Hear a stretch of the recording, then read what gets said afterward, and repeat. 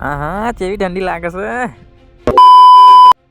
જય શ્રી રામ મિત્રો। તો હવારમાં તમારા ભાઈ તૈયાર થઈને બસમાં બેસીને આવી જ સીધો કોલેજમાં ફરી 12 વાગ્યા સુધી આપણે ભણીને ફરી છૂટી ગયા અને ફરી આપણે રિક્ષામાં બેસીને આવી ગયા સીધા ઘેર આવીને ખાધું આપણે મસ્ત મજાનો રોટલો ને શાક ખાઈને આપણે ધાબળો અડીને હોઈ ગયા।